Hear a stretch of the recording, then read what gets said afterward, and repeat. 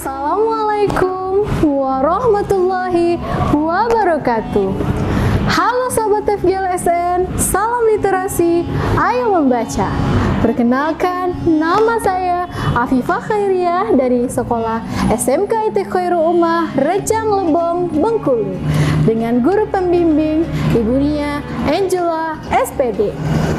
Pada kesempatan ini, saya akan menceritakan cerita sejarah yang berjudul Sejarah Kerajaan Pat Petulai di Kabupaten Rejang Lebong, Provinsi Bengkulu. Karya Rusmiadi. Dahulu kala, di Provinsi Bengkulu, tepatnya di Kabupaten Rejang Lebong, terdapat sebuah kerajaan besar yang bernama Pat Petulai. Pat Petulai berasal dari kata Pat Petuloi yang berarti 4 pintu besar, yang mana pada saat itu memiliki 4 raja besar yang bergelar ajaib, yang dipercayai masyarakat untuk memimpin pada masa itu.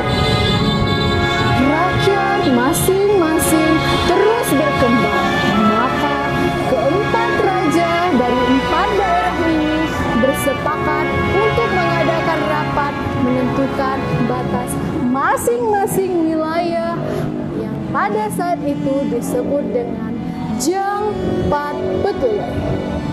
Di antara raja-raja, nama dan tempat yang masih dikenal sampai saat ini yaitu yang pertama, Ajai Bintang di Dusun Pelabai. Yang kedua, Ajai Siang di Dusun Siang, Lekat Lebong. Yang ketiga, Ajai Begeleng Mato di Kutui Bele, Tebo Lebong. Dan yang terakhir, yang keempat, Ajai Tia Keteko di Dusun Bandar Agung, Lebong. Berakhirlah zaman Ajai ini.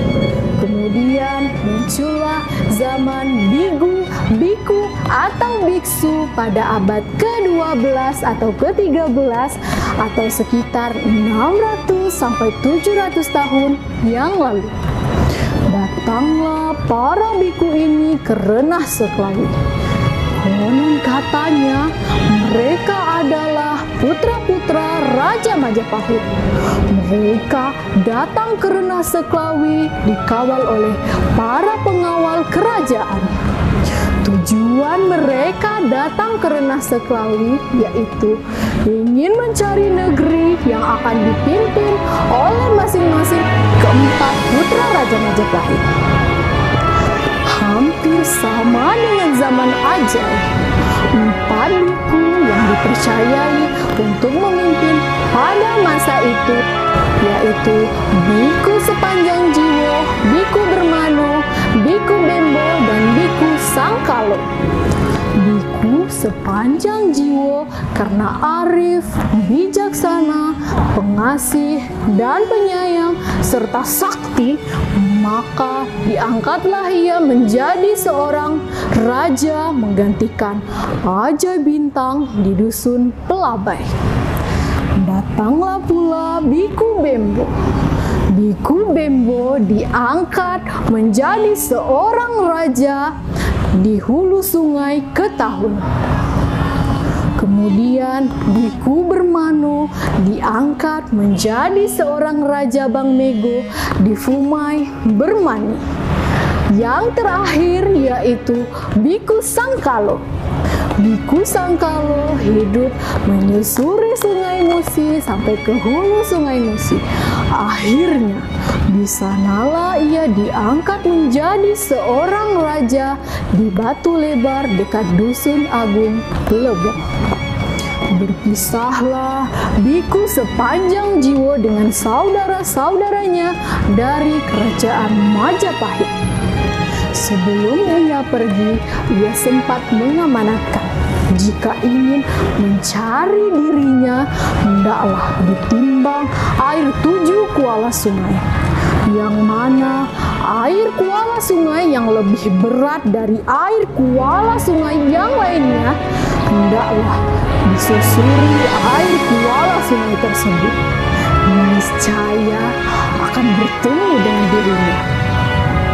Pada saat itu, biku bermano ingin mencari saudaranya, yaitu biku sepanjang jiwa. Ditimbangnya lah air 7 kuala sungai. Didapatkannya lah air kuala sungai ke tahun lebih berat dari air kuala sungai yang lainnya. Disusurinya lah air kuala sungai tersebut dengan menggunakan sebuah biduk. Bertemulah biku bermano dengan saudaranya, yaitu biku sepanjang jiwa. Ketika bertemu dengan saudaranya, biku bermano mengatakan, "Di sini rupanya saudara-saudara Telebong." Telebong dalam bahasa Rejang berarti terkumpul. Maka pada saat itu Renah Seklawi berganti dengan nama Lebong. Datanglah sebuah musim pada kedudukan keempat raja ini, yaitu biku sepanjang jiwa, biku bermano, biku bembo, dan biku sangkalo. Rakyat banyak yang sakit dan mati. Padi dan ternak pun tak kian menjadi.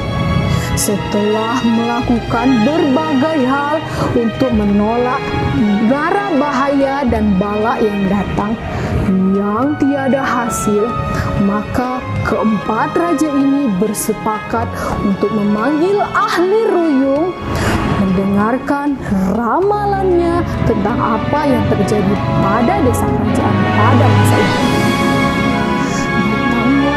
Ahli ruyung ke Renah Seklawi. Menurut ahli ruyung, yang membuat datangnya mara bahaya pada desa kerajaan tersebut ialah seekor beruang putih atau siamang putih yang tinggal di atas pohon benuang sakti. Konon katanya, apabila siamang putih itu membunyikan suara ke arah yang ditujukannya, niscaya desa yang ditujukannya tersebut akan mendapat mara bahaya, seperti yang terjadi pada desa kerajaan pada masa itu. Atas kesepakatan keempat raja ini, dicarilah pohon benuang sakti, yaitu kediaman dari siamang-siamang putih itu. Pohon benuang sakti pun ditemukan oleh biku bermano bersama dengan para prajurit-prajuritnya. Ditebangnya lah pohon benuang sakti itu dibantu dengan saudara-saudaranya, yaitu biku sepanjang jiwa, biku bembo, dan biku sangkalo. Anehnya, pohon benuang sakti itu tak kian roboh. Lebih anehnya lagi, dipegang dua potongan reruntuhan pohon benuang sakti itu, dua potongan kayu itu kian membesar batangnya. Berselang lama, akhirnya pohon benuang sakti pun runtuh dan siamang putih pun raib.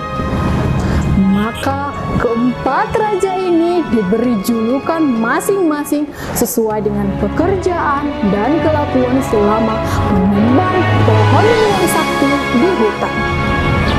Biku sepanjang jiwa diberi nama Petulai Tubei, yang berasal dari kata bertubai-tubai, yang berarti bertubi-tubi. Biku bermano diberi nama Mane, yang berarti daya. Biku bembo diberi nama Juru Kalang, yang berarti tukang galah. Yang terakhir yaitu biku sangkalo. Biku sangkalo diberi nama Selupei, yang berasal dari kata berupai-upai, yang berarti bergegas-gegas. Setelah berhasil memotong pohon benuang sakti, keempat raja ini beristirahat untuk melepaskan lelah dan penat. Mereka menyusun potongan-potongan kayu benuang sakti tadi membentuk simbol-simbol yang mereka bentuk menjadi huruf-huruf yang disebut dengan Kaganga. Maka inilah pula sejarah asal mulainya aksara Kaganga yang digunakan dalam bahasa Rejang. Pada mula yang dinamakan kerajaan, maka ada pula masa keruntuhannya. Kerajaan Patpetulai runtuh pada abad ke-14 ketika kerajaan Patpetulai kalah dengan kerajaan Inggris, yang mana kerajaan Inggris pada saat itu telah menguasai provinsi Bengkulu. Pada saat ini, kerajaan Patpetulai telah berganti nama menjadi Rejang Lebong, dan kabupaten yang telah memekarkan diri yaitu Kabupaten Lebong dan Kabupaten Kepahyang. Sekian cerita sejarah yang dapat saya sampaikan, semoga bermanfaat dan dapat menghibur. Mohon dukungannya untuk like, komen, dan subscribe serta share video ini kepada keluarga, sahabat, dan teman yang Anda kenal. Terima kasih sahabat FGLSN, salam literasi, ayo membaca.